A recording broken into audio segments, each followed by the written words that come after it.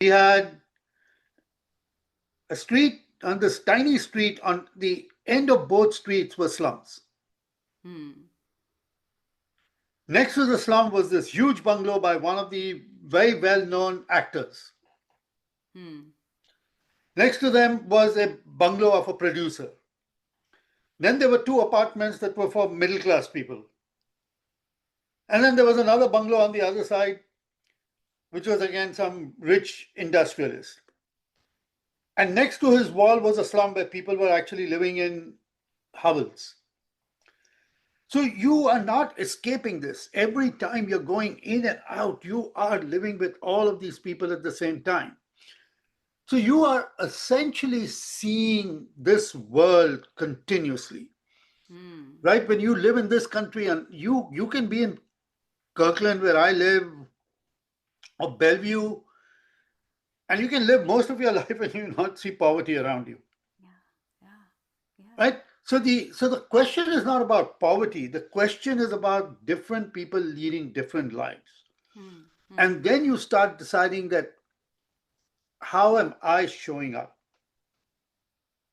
So it never was something that, I'm going to give back, I'm going to go into philanthropy. I actually trained as an architect, Hmm. Hmm. and my goal was to design tall buildings. Well, that Hmm. never happened because life takes over and different doors open for me, which I chose to enter. Hmm. Hmm. Hmm. So that's the value, right? I could have said no to certain opportunities and just continued on my straight and narrow path, and it would be a very different conversation.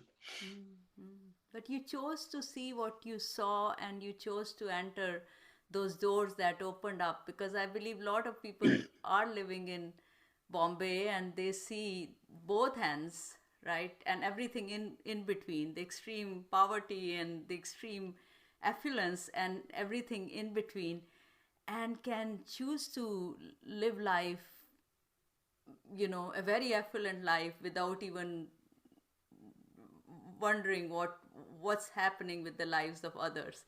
Now, medicine much more, architecture less so, but architecture as a educational space, you are trained to do lots of different things. It's not just designing skyscrapers or bungalows for the rich. You're actually looking at low income housing. You're looking at revitalizing settlements.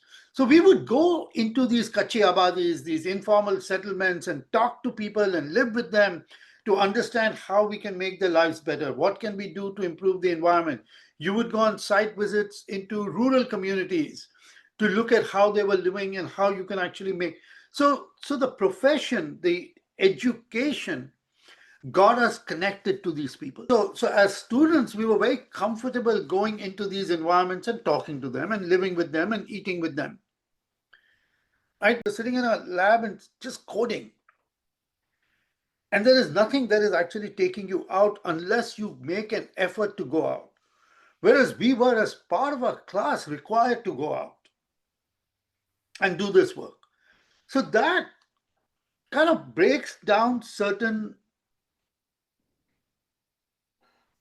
pretenses. But so that to me was what kind of shaped me, that allowed me the comfort to go and speak to anybody in the way they wanted to be spoken. Somewhere, at a very personal level, you connected with them. I'm this architecture student from this top university in India, and I'll come and make your lives better.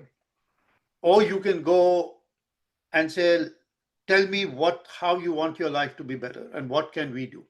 Two different ways of looking at it. And because we were taught by faculty and others to put on that other lens, it became a natural extension of how I started seeing the world.